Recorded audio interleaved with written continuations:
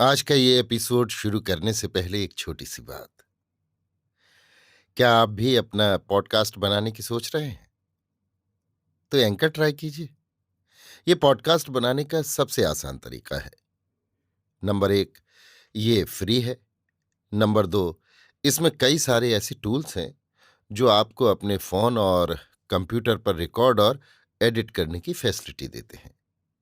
Number तीन, आप अपने पॉडकास्ट को डिस्ट्रीब्यूट भी कर सकते हैं, जिससे इसे स्पॉटिफाई और दूसरे प्लेटफॉर्म पर सुना जा सके। तो डाउनलोड कीजिए फ्री एंकर ऐप या विजिट कीजिए anchor.fm पर अपना पॉडकास्ट स्टार्ट करने के लिए। ये तो थी एक छोटी सी जानकारी, और अब शुरू करते हैं एपिसोड का सिलसिला। तो आज के एपिसोड में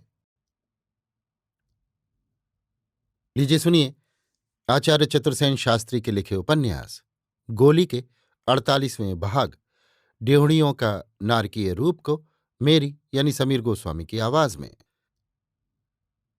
डेवढ़ियों के विषय में ब्यौरेवार सब बातें जानने के लिए आप अवश्य उत्सुक होंगे। बहुत बार प्रसंग आने पर मैंने उसकी चर्चा की है, पर मैंने भी सुनी सुनाई बातें कही थी। कभी स्वयं तो मैं गई ही न थी।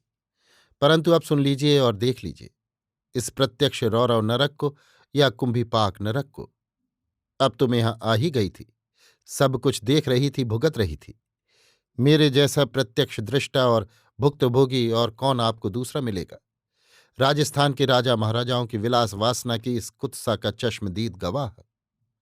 ड्योढ़ियों का ये रौरवावास रंगमहल के बिल्कुल पिछवाड़े भाग में है। त्रिपोलिया द्वार से तनिक आगे बढ़कर बाईं ओर जो मार्ग रंगमहल के पीछे की ओर गया है, उसी के छोर पर एक पतली गली है, जिसमें कठिनाई से एक वाहन जा सकता है। गली के दोनों ओर ऊंची ऊंची दीवारें हैं, एक ओर रंगमहल के पिछवाड़े की और दूसरी ओर नगर के प्रधान बाजार के पिछवाड़े की। दीवारों में एक भी मोखा सुराख खिड़की झरोखा कहीं नहीं है। ड्योढ़ियों के फाटक पर जाकर ये गली समाप्त हो जाती है। गली में सदैव सन्नाटा रहता है, क्योंकि ये आम रास्ता नहीं है, केवल ड्योढ़ियों का एकमात्र रास्ता है, जिस पर कोई भी व्यक्ति आता जाता नहीं। ड्योढ़ियों में किसी स्त्री पुरुष नौकर चाकर को आने जाने की आज्ञा नहीं है। केवल लालजी खवास ही वहां अकेला आ जा सकता था।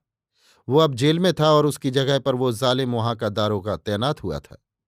ड्योढ़ी में घुसते ही एक बिल्कुल अंधेरा कमरा आता है, जिसमें सम्मुख ही हनुमान जी की एक डरावनी विशाल मूर्ति है, जिसे सब लोग बालाजी कहते हैं। यही ड्योढ़ियों में रहने वाली अभागिन स्त्रियों के इष्ट देव हैं। हर मंगलवार को वहां ड्योढ़ी की प्रत्येक स्त्री जाकर प्रसाद दे ले सकती है। उसी दिन पुजारी भी वहां आता है। इसी कमरे में एक छोर पर द्वार है, जहां कोई 3 फुट चौड़ा एक गलियारा दूर तक चला जाता है। गलियारे में घुप अंधकार रहता है। बिना मशाल या लालटेन लिए चलना वहां असंभव है। गलियारे की छत कहीं कहीं सिर को छू जाती है। गलियारे के दोनों ओर पत्थर की दीवारें फाटक हैं, जिसमें कहीं कोई मोखा खिड़की नहीं है। उसके छोर पर एक फाटक के बाहर एक खुला चौक है, जिसके चारों ओर छोटी छोटी कोठरियां बनी हैं। कोठरियां प्रायः 10-12 फुट लंबी चौड़ी हैं। आप समझते होंगे ये रंग महल है। इसमें महाराजा धीराज की रखेलने रहती हैं। इसमें बड़े ठाट बाट साज श्रृंगार के सामान होंगे, फर्नीचर होगा, बिजली का प्रकाश होगा, अन्य विलास के साधन होंगे। परंतु इन बातों का तो वहां नामो निशान भी नहीं है। कोठरियों में दरवाजे या किवाड़ नहीं है। इस संबंध में ड्योढ़ियों में कठोर शासन है। कोठरियों में कोई फर्नीचर, मेज कुर्सी भी नहीं है, चारपाइयां भी नहीं है। प्रत्येक स्त्री को भूमि पर पथारी बिछाकर सोना होता है। उसे खाना पकाने खाने के बर्तन पीतल के मिलते हैं। प्रत्येक को 5 बर्तन उसके प्रवेश काल में दिए जाते हैं। उन्हीं में उसका खाना पीना रसोई सब चलता है। ड्योढ़ियों के कोठार से सबको पेटिया मिलता है। पेटिये का मतलब पेट के गढ़े को भरने के लिए आटा, दाल, चावल, तरकारी, नमक, मिर्च, गुड़ और लकड़ी है। सब चीजों की बंधी मात्रा है। प्रायः सभी जिन्स घटिया और निकम्मी होती हैं। बहुतों के लिए नाकाफी होती हैं। पेटियां एक ही समय मिलता है, उसी को दोनों समय पकाना खाना पड़ता है। प्रत्येक स्त्री को अपना खाना पृथक पकाना पड़ता है। कोई कोई मिलजुल कर भी बना लेती हैं। नाम के लिए घी भी मिलता है, जिससे दाल भात बघार दिया जा सके। पथारी से नारियल का एक गद्दा, एक कंबल, 2 चादरें, एक तकिया हर औरत को आते ही मिलता है। जो अपना बिस्तर लाती हैं वे उसी का प्रयोग कर सकती हैं। साल में 2 साधारण सफ़ेद सूती धोतियां और 2 जंपर मिलते हैं। महीने में 1 बट्टी नहाने और 1 बट्टी कपड़े धोने का साबुन, 1 टीन का बक्स अपनी इस सारी संपत्ति को रखने के लिए। स्त्रियां खुले नल पर नंगी होकर नहाती, वस्त्रों में साबुन लगाती, लड़ती झगड़ती, गाली गलौज करती हैं। इन सब रौरवीय दृश्यों की दृष्टा वे ही हैं। मर्द का बच्चा वहां नहीं जा पाता, केवल खवास को छोड़कर। खवास जब जाता था, एक चमड़े की चाबुक उसके हाथ में रहती थी, जिसका वो साधारण कारणों से भी प्रयोग कर बैठता था।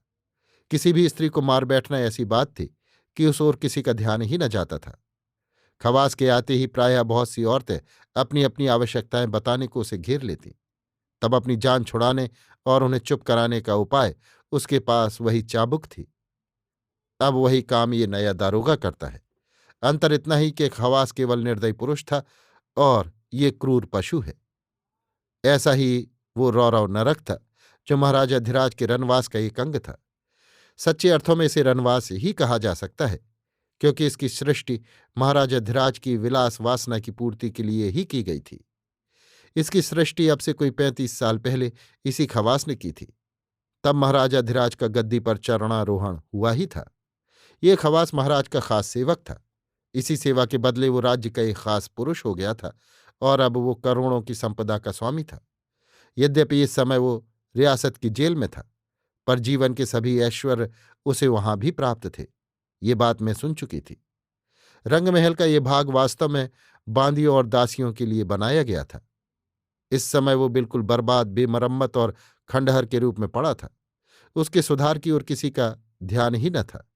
मजे की बात यह थी, यद्यपि उस ड्योढ़ी के अस्तित्व को तो रियासत का बच्चा बच्चा जानता था, परंतु उसका भीतरी भाग है, इसको कोई नहीं जानता था। बाहरी लोग तो ड्योढ़ियों का मतलब जनाना महल ही समझते थे। जिस प्रकार यहां पानी का प्रबंध यथेष्ट न था, उसी भांति रोशनी का भी कुछ प्रबंध न था। औरतें लालटेन जलाती थीं, कुछ की कोठरियों में मिट्टी के तेल की ढिबरियां जलती थीं, पर बहुत के यहां तो सूर्य छिपने के बाद घोर अंधकार ही रहता। कुछ भली मानस पढ़ी लिखी और सचरित्रा स्त्रियां भी यहाँ थीं, जो भाग्य दोष से यहाँ आ गई थीं। वे पूजा पाठ भी करती, पढ़ती व लिखती भी थीं, पर यह संख्या 2-4 से अधिक न थी। फिर भी उनका धैर्य सराहनीय था। वे एक निरीह विधवा की भांति, या कहिए भिक्षुणियों की भांति, अपना काल यापन करती थीं। अभी आप सुन रहे थे आचार्य चतुर्सेन शास्त्री के लिखे उपन्यास गोली के 48वें भाग ड्योढ़ियों का नारकीय रूप को मेरी यानी समीर गोस्वामी की आवाज में।